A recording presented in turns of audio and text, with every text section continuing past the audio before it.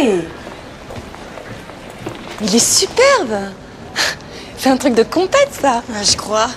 En tout cas, il vaut mieux qu'il serve à Christelle plutôt que de rouiller dans la cave. Mais t'as demandé la permission à Johanna? Ah, écoute, elle s'en est servie 2 fois en 2 ans. C'est encore une folie de son père, ça. Il l'avait trouvé beau, alors bien sûr, il l'a acheté.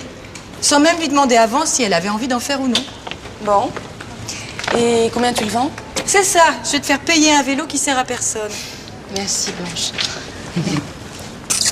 Tu sais, je crois que ce sera son premier vélo. Et sa mère?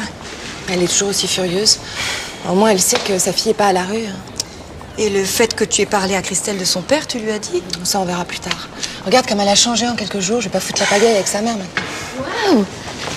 Il est trop beau! Tu te l'as acheté? Moi, il est pas né le VTT qui me fera lâcher mon vieux biclou. Non, c'est pour toi. Cadeau de Blanche. Pour moi? Sérieux? Ben ouais, sérieux. On est quand même meilleurs que ça quand on fait des blagues, nous. Merci. Mais je vais l'essayer. Ça fait plaisir, hein, de la voir comme ça. T'as vu comme elle était touchée? Bon, elle peut pas exprimer son émotion, tu comprends, c'est pas gothique, mais quand même. Je la trouve attachante, hein, vraiment. Tu tiens le bon bout, Charlotte. Il n'y a plus qu'à la transformer en fille. Ça, faudra un miracle. Salut. Merde, en parlant de robe, je suis désolée, elle est pas prête. Demain, ok? C'est pas pour ça qu'on est là.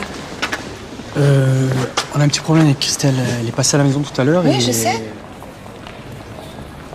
Voilà, elle a volé mon portefeuille. Non. Non, c'est impossible. Si, malheureusement, elle était seule près du sac de l'or et après son départ, le portefeuille a disparu. Fantastique! Voilà, Ninon, ça fait des jours que je me retiens et là, je craque. Tu me plais beaucoup.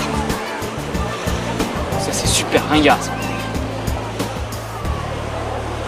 Ninon, je t'aime.